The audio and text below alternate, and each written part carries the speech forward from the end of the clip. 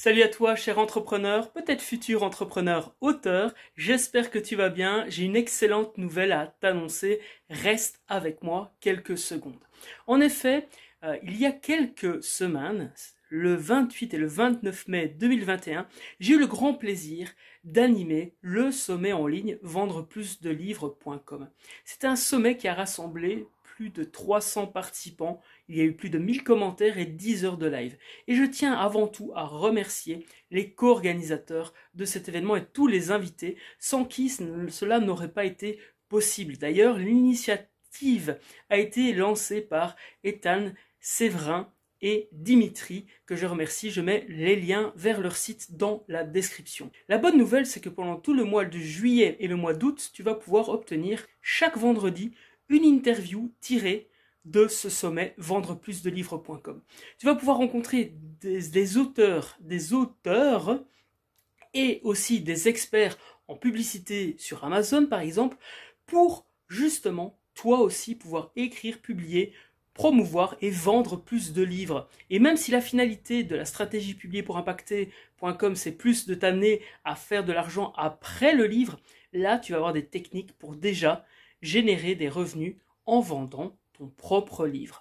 Avec des techniques d'écriture, des techniques de publication, bref, il y a la totale dans cette série d'interviews. Si cela fait sens pour toi, donc abonne-toi maintenant parce que chaque vendredi de cette fin juillet et de tout le mois d'août, tu vas avoir une interview par semaine. Et on continuera avec d'autres interviews par la suite. Bref, si tu es abonné, tu seras notifié. Prends des notes, choisis une action que tu vas retrouver dans ces interviews et surtout passe à l'action car sans action, pas de résultat. Je te souhaite une agréable écoute avec cette interview du jour.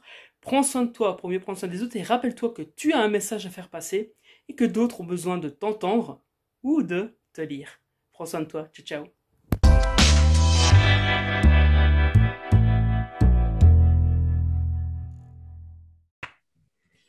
Bienvenue dans la suite de ces interviews dans le cadre de l'événement Vendre plus de livres en auto-édition, communication et marketing pour auteurs auto-édités. Et dans cette interview, on accueille deux autres organisateurs de l'événement, Séverin et Dimitri. On a eu Ethan il y a peu dans une interview et puis donc on organise cet événement à 4. Ça me fait super plaisir de vous retrouver. Comment ça va? Nickel, Ça salut va, David. ça va, merci, salut à vous. Excellent. Alors, avant de rentrer dans le vif du sujet, on va partager des pépites pour vendre plus de livres, parce qu'après avoir publié son bouquin, l'objectif, c'est d'en vendre un maximum pour faire connaître son message, etc.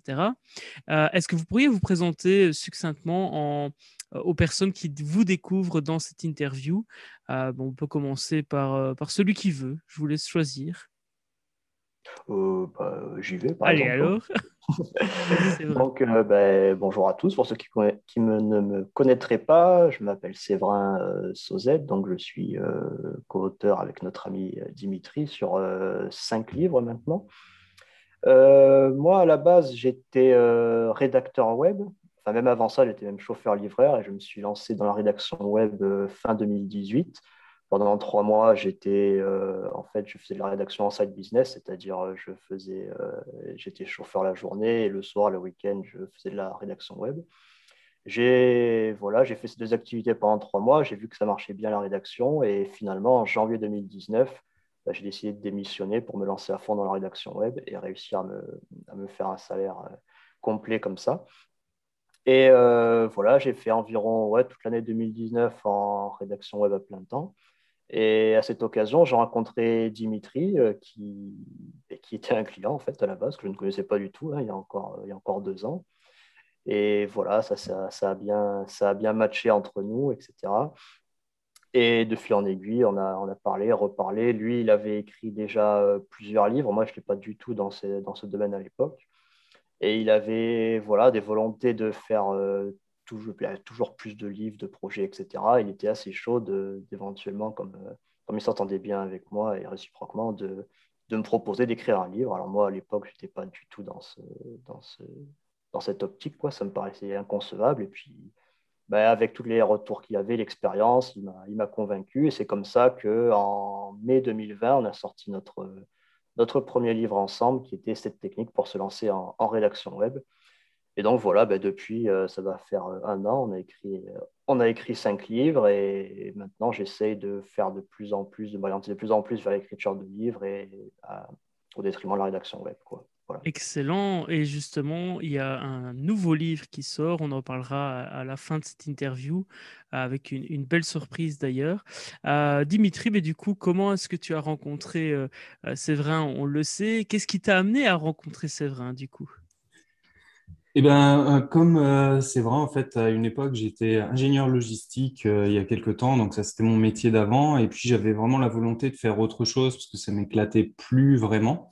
Et donc, moi, la première idée donc on parlait de side business, c'est vraiment notre truc.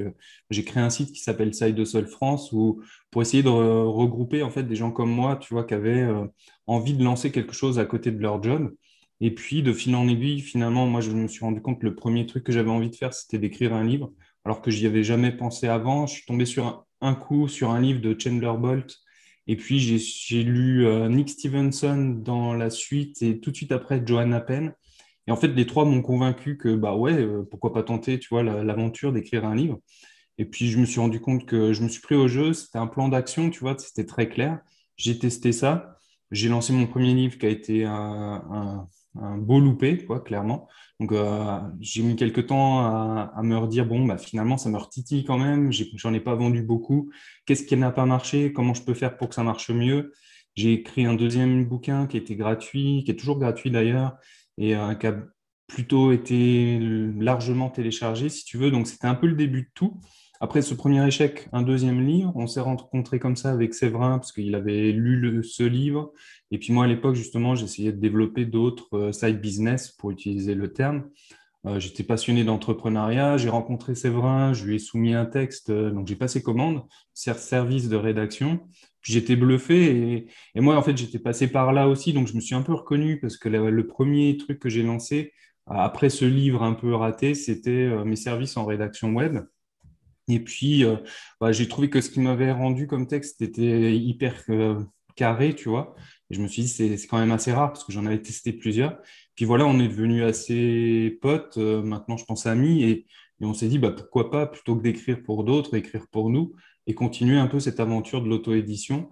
Donc, toujours en suivant un peu la démarche de Chandler Bolt, Joanna Penn, vraiment réfléchir, qui te simplifie, dédramatise, si tu veux, l'écriture de livres et ça, c'est le côté Chandler Bolt, je trouve, et il te parle déjà de l'importance du marketing.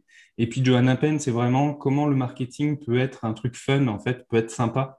Et déjà tout seul, c'est pas toujours facile, mais forcément, avec c'est vrai, on s'entendait bien, et du coup, on s'est rendu compte qu'on s'entendait bien pendant le processus de création du livre, puis après pendant le lancement, puis après dans la communication, et puis on s'est dit, bon, allez, on recommence, et puis on a recommencé ça 5 fois, quoi.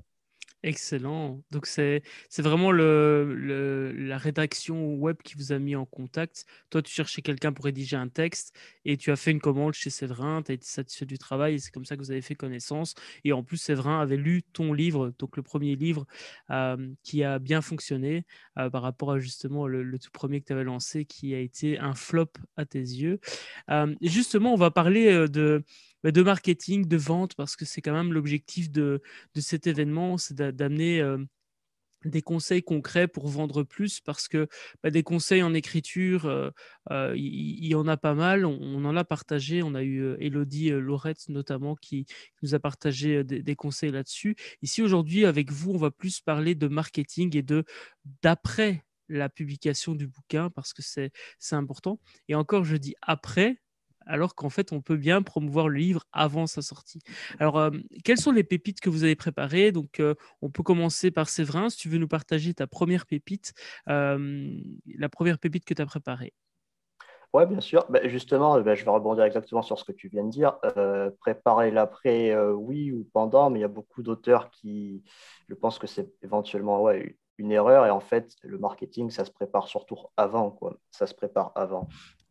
Parce que les auteurs qui n'ont éventuellement pas trop l'habitude ou qui sont un peu trop, enfin un peu trop, j'allais dire trop la fibre littéraire, on n'a jamais trop la fibre littéraire, mais qui sont vraiment orientés écriture, auto-édition, etc.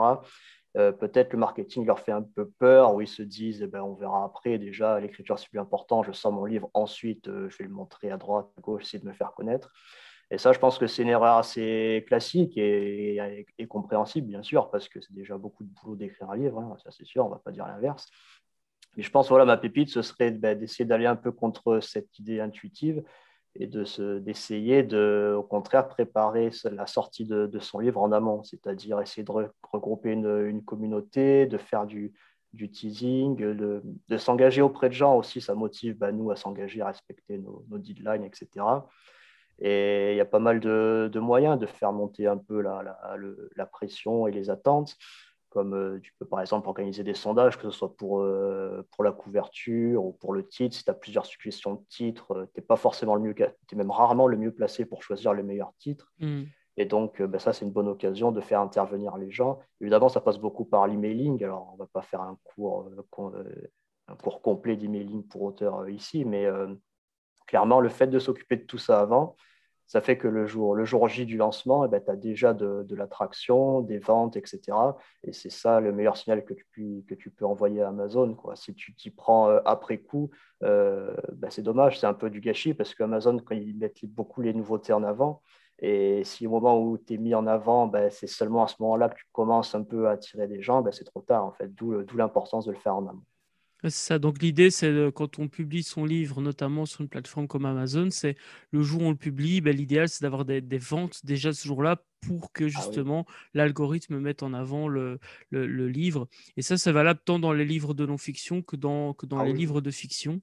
Et justement, il y a peut-être aussi la notion, tu vois, d'artiste. Un artiste considère son livre comme une œuvre.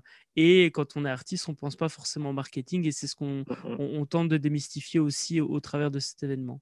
Dimitri, justement, est-ce que toi, tu pourrais nous partager du coup ta première pépite aussi qui, de toute façon, toutes les pépites sont liées aujourd'hui, évidemment, puisqu'on parle de marketing de livres. Ouais, et ben pour rebondir là-dessus, et je pense que c'est important, et justement, j'allais dire la même chose, c'est que c'est pas réservé qu'à la non-fiction. C'est sûr que nous, on écrit des livres pratiques et même des livres business. Donc, le fait de réfléchir au lancement, au marketing, à la communication, on dirait vraiment des trucs axés business. Mais en fait, c'est vrai pour n'importe quel auteur de fiction. Et il suffit simplement de réfléchir à son auteur préféré. Quand tu regardes les campagnes de communication et les battages médiatiques qu'ils font, c'est pourtant pour des livres de fiction, quels qu'ils soient, c'est bien la preuve que eux, s'ils misent là-dessus, c'est pas par hasard en fait. Et donc, quand tu es auto-édité, ça fait partie quand même du process. Et moi, ma pépite, ça serait du coup, je rebondis, c'est pas celle que j'avais préparée, mais ça serait de considérer que le marketing, c'est pas un gros mot en fait. Le marketing, c'est vraiment tout simplement réfléchir à la chance qu'on a aujourd'hui de pouvoir se connecter avec des milliers de personnes potentiellement sur une planète où on est 7 ou 8 milliards. Tu te dis, il y en a forcément plusieurs centaines ou milliers qui sont susceptibles d'aimer ce que toi, tu es en train d'écrire, que ce soit en fiction ou en non-fiction. Et moi, ma vision du marketing, c'est ça. Et c'est pour ça que je suis super content que Joanna Penn ait accepté de participer à l'événement, parce que c'est de elle que je le tiens. C'est vraiment, elle m'a ouvert les yeux sur le fait que le marketing, c'est avant tout te connecter avec des gens qui potentiellement vont aimer ton univers d'auteur, qui vont aimer tes personnages, vont voyager un bout de temps avec toi en te lisant. Et donc voilà, c'est un côté beaucoup plus romantique ou je sais pas comment dire, artistique finalement que le terme marketing qui peut paraître vraiment limité. Vraiment, si tu commences à réfléchir au marketing dans ce sens-là, c'est-à-dire comment tu te connectes aux gens à qui tu peux apporter quelque chose de différent dans leur vie juste en te lisant, bah, je pense que déjà, tu as fait 80% du chemin et que tu comprends beaucoup mieux comment tu peux interagir avec ces gens. Et puis, bah, franchement, à partir du moment où tu comprends ça, je pense que tu commences déjà à avoir de meilleurs résultats, en fait, tout simplement avec tes livres. Oui, tout à fait. On en avait parlé avec Ethan sur le fait qu'il y a une différence entre prendre son livre et aller le taper dans la tête de tout le monde et simplement parler de son univers. Et en fait, les gens qui sont attirés par cet univers et qui accrochent à cet univers vont venir naturellement vers toi pour acheter le livre. Et c'est ça l'importance du marketing et justement de tout ce qu'il peut y avoir autour. Il suffit de regarder des grands auteurs, effectivement qui cultive l'univers en dehors du livre. Aujourd'hui, avec Mhm. Internet, on peut faire un blog où c'est les personnages qui parlent, on peut faire un Instagram avec chaque personnage. Enfin, il y a tellement de possibilités aujourd'hui qu'effectivement, je te rejoins sur le fait que le marketing n'est pas un gros mot. Et c'est là, il faut qu'il y ait un shift, toi qui nous regardes, un shift entre je suis artiste et je ne peux pas faire de marketing, ou le marketing, c'est pas bien, et je suis artiste et j'ai envie que mon œuvre soit connue, et pour qu'elle soit connue, il faut que je fasse du marketing, ou en tout cas, le marketing est une bonne clé. Justement, en parlant de clé, quelle est ta deuxième pépite, Séverin? Moi, j'avais prévu de parler un peu de la description des livres, enfin, j'allais dire sur Amazon ou ailleurs, hein, mais partout où ils sont visibles, en fait. Parce que, bon, je vais surtout parler d'Amazon parce que c'est ce que je connais le mieux. On voit souvent des descriptions de livres, et même chez des auteurs super connus, de best-sellers, etc., des grands auteurs français comme en librairie, qui ont une description qui fait 10 lignes et qui est en fait la quatrième de couverture ou plus ou moins reformulée, etc. Mais du coup, c'est très court et c'est pas optimisé. Et c'est dommage parce que c'est beaucoup de chances de perdu voilà, de se faire voir par des gens qui auraient pu trouver notre œuvre naturellement sur Amazon par le SEO, par le référencement. Et donc voilà, je voulais insister sur l'importance de la description. Sur Amazon, c'est limité à 4000 caractères. Ailleurs, il doit aussi y avoir une limite éventuellement différente, mais c'est dommage de ne pas utiliser toute la place qu'on a parce que tous les mots que tu mets dans ta description, c'est autant d'opportunités qu'un lecteur tape un mot-clé auquel tu n'aurais pas forcément pensé, qui se retrouve dans la description et donc qui tombe sur ton livre. Donc voilà, c'est peut-être pas souvent assez soigné, je ne sais pas. En tout cas, c'est vraiment un point, pour ainsi dire, aussi important que le livre et que le contenu, parce que c'est ta principale vitrine, c'est ta description. Donc il faut soigner, pareil, je vais dire, il faut faire du copywriting dans la description. Ça marche aussi. Alors, c'est comme le marketing, c'est pas un gros mot, c'est simplement, que ce soit en fiction ou non fiction, simplement donner envie aux gens de s'intéresser à ton livre. Donc, mettre un peu des appels à l'action, essayer de mettre un peu du suspense, d'interpeller dès le début, parce que c'est sûr que quand ta description fait 20 ou 30 lignes, et comme on est abreuvé de contenu de toutes parts, il faut que la personne qui tombe sur ton livre ait envie de continuer la description, sinon ça ne sert à rien qu'elle soit longue. Donc voilà, de soigner les toutes premières lignes, faire un appel à l'action, soigner la mise en forme, hein, un petit emoji, alors pas forcément que ce soit bariolé, mais une petite étoile pour Mhm. bien distinguer les trucs, etc. C'est des choses simples et qui peuvent faire une grosse différence. Ouais, tout à fait. En plus, la description sur Amazon n'est pas forcément la plus agréable à lire, et en tout cas, la mise en page, c'est pas la plus lisible du monde. Donc, effectivement, c'est important de donner envie aux personnes de lire la suite de la description. Il y avait la notion de mots-clés dont tu parlais, donc de SEO dans Amazon.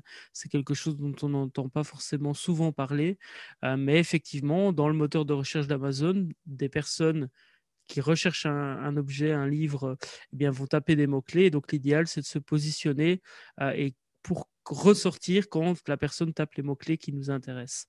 Euh, Merci Séverin pour cette deuxième pépite. Dimitri, est-ce que tu veux rebondir avec ta deuxième pépite à toi? Ouais, bah, ma pépite, elle va être vraiment très axée référencement et mots-clés. Donc, pour rebondir sur ce que tu dis, puis faire le lien. Alors, je sais que ça peut paraître vraiment un peu technique, peut-être même pire encore que le marketing, mais tu vois, effectivement, si tu réfléchis bien aux données que tu vas mettre dans Amazon, alors nous, on parle beaucoup d'Amazon parce que c'est quand même l'algorithme le plus développé, on va dire, donc celui qui, à mon sens, est le plus démocratique parce que je sais qu'il y a des anti-Amazon et je dis pas qu'il faut être tout sur Amazon, mais aujourd'hui, c'est quand même la bibliothèque en ligne qui met en place le moteur le plus démocratique parce que si tu travailles bien ça, même si tu n'as pas de relation, même si tu connais pas un éditeur, et ben, tu peux quand même faire ressortir ton livre, même en tant que débutant, tout simplement si tu as bien travaillé tous ces aspects-là. Donc, c'est pour ça que pour nous, c'était important. Et puis, on va en parler. Nous, c'est vraiment l'objet de notre nouveau livre parce que c'est notre expérience, si tu veux.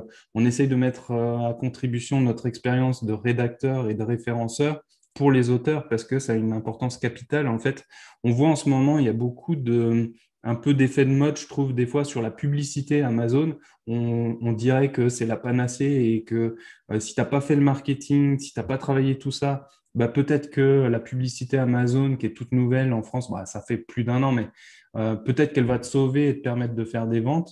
Mais je trouve que du coup, c'est dommage parce qu'il y a un autre truc qui est gratuit et que tu peux faire, c'est vraiment réfléchir à ton référencement. Donc, comme tu disais, c'est vraiment trouver les mots-clés que tes lecteurs idéaux potentiellement vont taper dans la barre de recherche Amazon.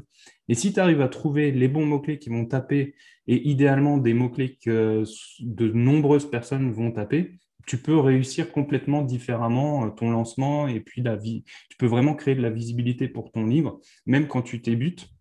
Et donc pour nous, moi j'ai vraiment à cœur de partager notre parcours là-dessus parce que ça fait un an avec Séverin qu'on écrit des livres.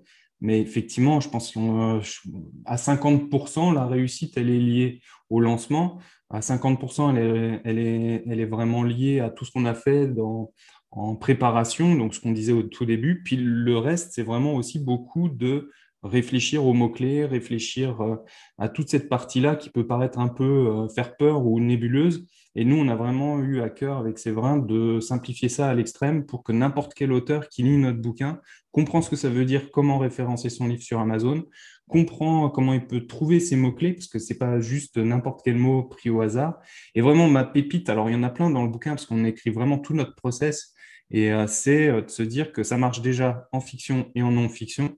Euh, la description, c'est un élément très important, mais ça vient après. C'est encore mieux si dans ta description, tu utilises des mots naturellement que les gens vont taper quand ils cherchent ce type de livre. Donc nous, on en met des exemples dans le bouquin. Et bah là, si les gens qui nous écoutent veulent aller regarder un exemple en fiction, justement, parce qu'on avait à cœur de montrer que ça peut marcher vraiment dans les deux, il y a Linda Guillemot qui a accepté de nous faire confiance et de se prêter au jeu. Donc on illustre le livre avec des exemples en fiction et en non-fiction. Et donc, si vous voulez aller voir Linda Guillemot, Un pont sur l'eau trouble, bah, sa description aujourd'hui, clairement, on l'a retravaillée dans ce sens-là. Et tu peux voir que même en fiction, tu peux utiliser de la mise en forme, tu peux vraiment travailler le texte, faire utiliser les 4000 caractères qui sont proposés par Amazon et que ça soit quand même super intéressant, visible. Tu vois, tu peux rajouter des extraits. Alors, on met un peu toutes ces astuces, mais vraiment, je pense que sa description, c'est vraiment un bon exemple pour tous les gens qui font de la fiction. Et puis, bah, c'était ça, en fait. Nous, on a réussi à vendre beaucoup de livres grâce à ça, en fait, hein, vraiment, parce qu'on a réfléchi aux mots-clés qu'on mettait dans notre titre, dans nos sous-titres, dans les métadatas. Et ma petite pépite, je termine là-dessus, c'est que on a 7 cases qui sont proposées par Amazon. Et je connais beaucoup d'auteurs qui font l'erreur de croire qu'il faut juste mettre 7 mots, un mot par case. Donc déjà, un mot-clé, c'est souvent plusieurs mots. Par exemple, livre, développement personnel, dans notre cas, ça, c'est un mot-clé au sens du référencement. Et puis surtout, dans ces 7 cases, il y a plein de caractères. Donc, tu peux mettre plusieurs mots dans la même case. Et ça va augmenter ta capacité à ce que ton livre apparaisse dans les résultats des moteurs de recherche. Donc, dans l'idéal, il faut essayer de remplir au maximum tous les caractères qui sont proposés par Amazon dans ces 7 cases. C'est ça C'est ma ça. pépite. Donc plutôt que de mettre juste un mot, c'est plutôt mettre une expression complète dans les 7 cases, quoi. Enfin, de mettre 7 expressions Voilà. Mm. que les gens vont potentiellement taper dans le moteur de recherche. Donc par Alors, tu exemple, vois, comment juste pour publier. un... Ouais, exactement. Donc, pour prendre l'exemple, nous, sur notre livre de rédaction, la première case, je la laisse toujours toute seule. Donc, je mets le mot-clé principal, le plus ambitieux, celui qui est le plus recherché. Donc là, nous, on a mis rédaction web. Donc ça, c'est la première case, on la laisse que ça. Et puis, la deuxième case, tu peux commencer déjà à mettre plus de mots. Donc, on a pu mettre, par exemple, rédacteur web, rédaction, écrire un livre ou écrire un écrit professionnel, tout dans la même case, en fait, jusqu'à ce que tu puisses plus écrire. Et tu peux, en Ok, fait, remplir comme ça toutes tes cases. ok, super. Ben, Et merci ça pour, augmente tes chances de rendre ton livre visible sur Amazon. merci pour cette belle pépite. Je la retiens énormément. Troisième pépite, Séverin. Euh, ouais, bah, du coup, pour reparler aussi, pour rester un peu dans le sujet de notre prochain livre, qui est sur le référencement pour les auteurs auto-édités, bah, pour rebondir aussi sur les mots-clés, voilà. ce que je veux dire, c'est quand un livre ne marche pas ou pas aussi bien que vous espériez, il n'y a rien qui est gravé dans le marbre. C'est aussi ça qui est génial et magique avec l'auto-édition, c'est que c'est pas forcément comme l'édition classique où on dépend d'autres personnes, etc. C'est-à-dire que si demain vous voulez changer du tout au tout votre livre, aussi bien le contenu que la forme, la manière dont vous le vendez sur Amazon, c'est totalement possible et c'est même désirable si votre livre voilà, est pas trop bien classé, ne rencontre pas le succès que vous escomptez. Eh ben, changez tout en fait. Vous pouvez le faire, autant en profiter. Donc, ça peut être changer la description, changer le titre, hein. Si de toute façon il ne marche pas trop, il n'y a pas trop, il y a Hmm. pas de scrupule à avoir, à se dire peut-être que mon titre n'est pas adapté. Des fois, sur un petit détail, ça peut tout changer, ça peut impacter l'esprit des gens. Alors, à un mot près dans le titre. Donc, que ce soit le titre, la couverture, pareil. La couverture, évidemment, quand il y a c'est beaucoup ça qui génère le clic, hein, sur Amazon ou n'importe où, sur YouTube, les miniatures, c'est extrêmement important. C'est ça qui fait, je ne sais pas combien, mais une énorme proportion du clic. Donc peut-être qu'aussi qu'un livre qui ne marche pas ou pas assez bien, c'est qu'il y a de mauvaises couvertures ou une couverture qui n'interpelle pas assez les gens ou qui n'est pas assez visible en termes de couleurs, de contraste, etc. par rapport à toute la concurrence. Il y a quand on ouvre, on tape, je ne sais pas, n'importe quel mot-clé dans Amazon, on met livre développement personnel, admettons, il va y en avoir 20 qui vont apparaître dans des petites cases comme ça, donc il faut être celui qui attrape directement le regard. Et ça, si ça fait un mois, 6 mois, un an que votre livre marche mal ou pas assez, peut-être que la couverture peut en jouer un grand rôle là-dedans. Donc voilà, c'est ça que je voulais dire, c'est qu'il n'y a rien de gravé dans le marbre en auto-édition. On peut changer une couverture, ça se change, un titre, ça se change, même le contenu, ça peut se changer, hein. Il suffit d'héberger un autre fichier et demain, votre livre, il peut être 20% moins long ou 40% plus long. Donc, il faut en profiter de cette flexibilité en fait qu'offre l'auto-édition pour toujours s'adapter et optimiser. Pareil, si par exemple vous avez prévu de sortir un livre à telle date, que vous êtes engagé pour rebondir sur ma première pépite qui était de faire le marketing en amont, si vous vous êtes dit, bon, le livre sort le 15 juin, je dis n'importe quoi, si vous voyez qu'il manque, je ne sais pas moi, une petite sous-partie, un sous-titre, c'est pas grave, sortez-le comme ça, il n'y a pas mort d'homme, et puis vous éditerez le fichier dans 2 semaines ou quand ce sera fini pour ajouter le petit chapitre qui vous manquait. Donc, il y a plein de manières comme ça d'optimiser des petits détails et qu'on peut faire tout le long de la vie du livre, et c'est ça, ce serait ça ma pépite, c'est d'en profiter pour toujours optimiser. Excellent, super. C'est vrai qu'on n'y pense pas forcément. Dans l'univers classique du livre et de l'édition, C'est ça, on se dit, voilà, le livre est sorti, c'est à moins de fini. sortir une version 2, c'est fini. Effectivement, là, Mhm. c'est pas le cas. Et c'est top. Exactement. Génial. Dimitri, troisième pépite. Ouais, je rebondis exactement là-dessus parce que c'est aussi pour moi une notion quoi, c'est ça l'importance du marketing aussi, c'est que pour moi, il y a pas pire que de pas savoir si ton livre est bon ou pas, en fait. Et si tu as raté ton lancement, donc c'est pour ça qu'on va parler beaucoup de lancement dans ce sommet, puis dans le groupe aussi, on va parler de lancement, de marketing, de préparation, de référencement, de publicité même, Amazon. Bref, tout ça, c'est fait pour que tu rencontres ton public. Et je trouve que ce qu'il y a de pire en tant qu'auteur, c'est de ne pas savoir parce que tu n'as pas de retour finalement des gens que tu ciblais. Et, et donc vraiment, c'est ça qui est bien, c'est que si tu as raté ton lancement, et c'est ça que j'adore avec l'auto-édition, c'est jamais fini, tu peux relancer complètement un livre. Donc je pense qu'on n'a pas encore forcément toujours le même réflexe. Je vois des groupes américains auxquels je participe, il y en a beaucoup qu'en fait finalement, quasiment un lancement sur deux que je vois passer dans ces groupes-là, c'est des relancements.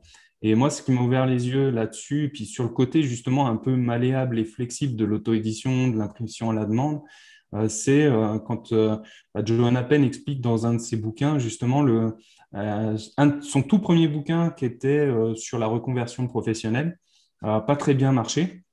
Et puis elle a appris énormément, elle a republié d'autres livres, elle ne s'est pas laissée décourager par ce premier échec.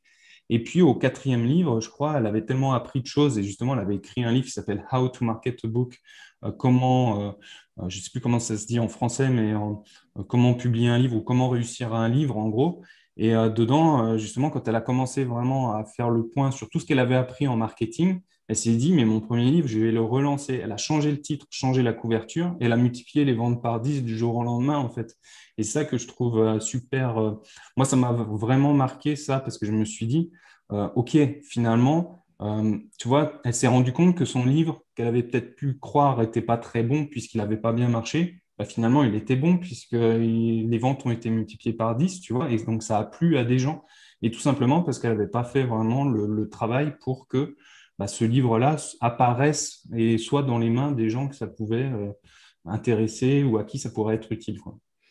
Excellent, bah écoute, c'est de très belles pépites. On pourra en parler des heures, il y a encore plein de choses. On pourra aussi parler du marketing en dehors d'Amazon, dans le sens où, ok, bah, quand on publie son livre sur Amazon, on ne sait pas forcément qui achète son livre. Donc, comment est-ce qu'on fait pour pouvoir tisser la relation avec ses prospects ou ses clients, du coup, qui ont acheté le bouquin.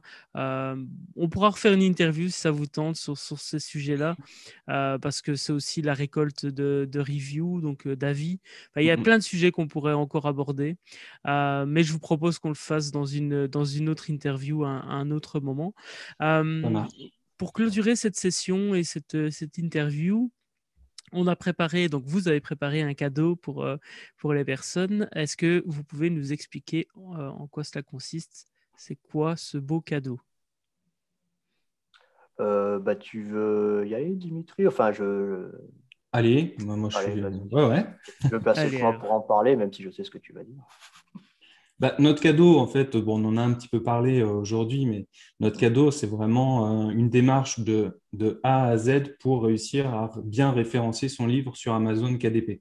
Et donc, bah, c'est un des sujets qui nous tiennent à cœur. Comme tu disais, on pourrait parler d'email marketing aussi.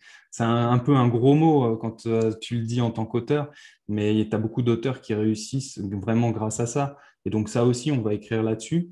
Donc, on a pas mal d'idées de livres qu'on va écrire sur comment justement bah, partager avec d'autres auteurs, nous, ce qu'on a testé puis qui fonctionne. Donc, il y a l'email marketing, il y a les lancements, comment tu réussis un lancement. Et puis bah, là, on commence par le référencement. Donc, on a utilisé le terme SEO, mots-clés, référencement, visibilité. Tout ça, c'est un sujet qui est complet. Et notre cadeau, c'est de rendre notre livre, en fait, notre nouveau livre qui va s'appeler SEO pour auteur gratuit pendant toute la durée de l'événement pour que ça puisse aider un maximum d'auteurs à se rendre compte que finalement, c'est pas si compliqué. C'est si tu connais les étapes dans l'ordre, tu les suis, ça te prend pas beaucoup de temps en plus. Je sais que quand tu as fini ton livre, tu as très envie de cliquer sur ce bouton publier. Mais juste avant, nous, on offre ce livre pour que ça fasse un petit tuto rapide, clair, avec des exemples en non-fiction et en fiction, pour t'aider à bien penser tes mots-clés, ta description et tous les éléments importants qui vont faire que ton livre, au moment du lancement, bah, il va être peut-être 10 fois ou 100 fois plus visible que si tu ne fais pas tout ce travail-là. Donc, je sais que c'est un travail un peu compliqué. Avec Séverin, ça fait 2 mois qu'on bosse là-dessus, 3 mois, même peut-être plus, je crois, je ne sais plus, pour faire en sorte que ça soit le plus simple possible, parlant, actionnable tout de suite pour des auteurs, quel que soit le genre, et que s'ils lisent ces 15 à 20 000 mots, eh ben, à la fin, ils arrivent vraiment à améliorer leur visibilité et leur vente. Yes, et moi ayant lu plusieurs de vos livres, je sais que c'est vraiment actionnable. Enfin, en tout cas, c'est une volonté que vous avez Tout à dans fait. ces livres-là, donc c'est parfait.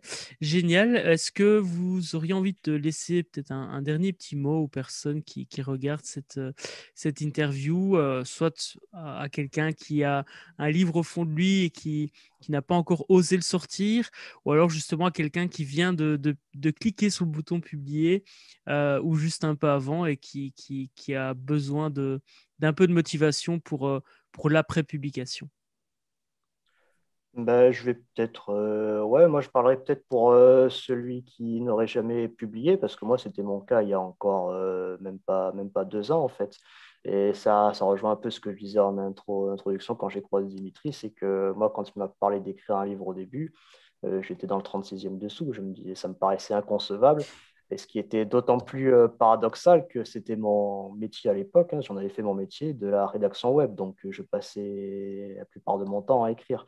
Euh, et en fait, pourquoi? Parce que je pense, pourquoi j'avais cette réaction? Simplement parce que, bah, comme Dimitri, je suis un énorme lecteur, peut-être j'avais trop de. Je pense que je sacralisais trop voilà, l'écriture de livres et même l'objet livre en règle générale, quoi. Et c'est pas si, en fait, c'est un produit comme un autre. Je veux pas non plus faire ruer dans les brancards, mais enfin, c'est un produit, voilà, qui se fait et qui se fait d'autant plus naturellement qu'on aime écrire. En fait, quand on est déjà rédacteur web, ou même pas du tout, en fait, hein, quand on est simplement qu'on aime écrire, parce que je pense que c'est ça le plus important, quand on aime écrire, qu'on aime raconter des histoires, écrire un livre, c'est assez naturel et ça n'a rien d'insurmontable. C'est des étapes à suivre. C'est jamais que nous, on fait des livres voilà, entre 15 et 20 000 mots. C'est jamais que 3 ou 4 gros articles qu'on pourrait lire en termes de taille, en tout cas, sur une page Internet. Donc voilà, je pense que quelqu'un qui veut se lancer, il faudrait un peu dédramatiser, voilà, le mot me paraît bien, dédramatiser le fait d'écrire un livre. On a un peu voilà, des images d'Épinal comme quoi c'est quelque chose de peut-être élitiste ou compliqué ou réservé à des gens beaucoup trop talentueux, je ne sais pas, alors que non, pas du tout. Ça demande du travail, évidemment, de la passion, mais sous ces deux conditions que sont le travail et la passion, donc aimer écrire, voilà, pour en revenir à ce que je disais, c'est tout à fait faisable, quoi. Il faut voilà, faire une bonne structure, un bon enchaînement d'idées et un bon plan, en fait, un bon plan détaillé simplement, hein, que ce soit en fiction ou en non-fiction, et je pense qu'on peut écrire un livre. Yes, excellent. Donc, il y a vraiment cette notion, moi j'aime bien dire qu'on a tous et tout un grand message à faire passer et que d'autres ont besoin de nous entendre ou en l'occurrence de nous lire. Et donc, on a aussi un peu ce devoir de sortir ce livre parce qu'on a ce message à transmettre. Et toi, Dimitri, quel serait le mot de la fin, justement? Bah, moi, le mot de la fin, c'est qu'on a parlé de beaucoup de trucs un peu techniques, marketing, référencement, tout ça. Moi, j'aurais tendance à dire, voilà, ce que j'ai retrouvé vraiment ou ce qui s'est vraiment fait un bond avec Séverin, c'est le côté on s'amuse, quoi, tu vois. Il y a aussi ça, faut pas oublier, hein, le gros avantage d'être auteur, c'est que tu peux allier passion pourquoi pas, ben, complément de revenus ou même pourquoi pas en vivre. Tu vois, nous, notre rêve, c'est clairement de se dire, bah, un jour, on va pouvoir vivre de notre plume à 100% de nos livres. C'est encore pas tout à fait atteint, tu vois, mais on a fait énormément un bond en avant, principalement grâce à tout ce qu'on va discuter pendant ce week-end sur des aspects qui peuvent paraître un peu techniques. Mais en fait, derrière, c'est que quand tu dis marketing, il y a 1000 façons de faire du marketing. Le plus important, c'est de trouver la façon où toi, ça t'amuse, en fait. Oui, Et je tout à pense fait. que ça va être intéressant avec l'interview de Johanna Penn, parce que elle m'a vraiment ouvert les yeux là-dessus. Et puis, bah, moi, je suis pas fan d'Instagram, par exemple, mais j'aime bien l'email, tu vois. Et puis, il y en a qui vont aimer les salons, et puis il y en a d'autres qui vont aimer d'autres aspects, le référencement, les pubs, tout ça. À toi de faire ton petit cocktail pour que le marketing soit à ton image et te plaise et t'amuse. Et moi, c'est ce que j'ai découvert avec Séverin, vraiment, qui a donné un coup de boost à tout ça, et que j'espère que tous ceux qui vont suivre le sommet et les différentes interviews vont trouver. C'est aussi le côté fun de l'écriture et de se publier, d'éditer, de faire lire ses livres, quoi. Excellent. Ben écoutez, je vous remercie tous les deux pour le temps que vous nous avez consacré. J'espère en tous les cas que ça t'a plu, toi qui regardes cette interview. L'aventure se poursuit, donc toutes les informations sont dans la description. Et il y a évidemment un groupe Facebook qui est dédié et où l'aventure va se poursuivre. L'aventure vendre plus de livres en auto-édition. Et ça, c'est vraiment l'idée. Donc merci à vous deux. Ben, Merci, merci, David. Et on se merci retrouve à vous. donc très très prochainement. Prenez soin de vous et rappelez-vous que vous avez un Toi message à faire aussi. passer. Ciao, ciao. À Au revoir. bientôt.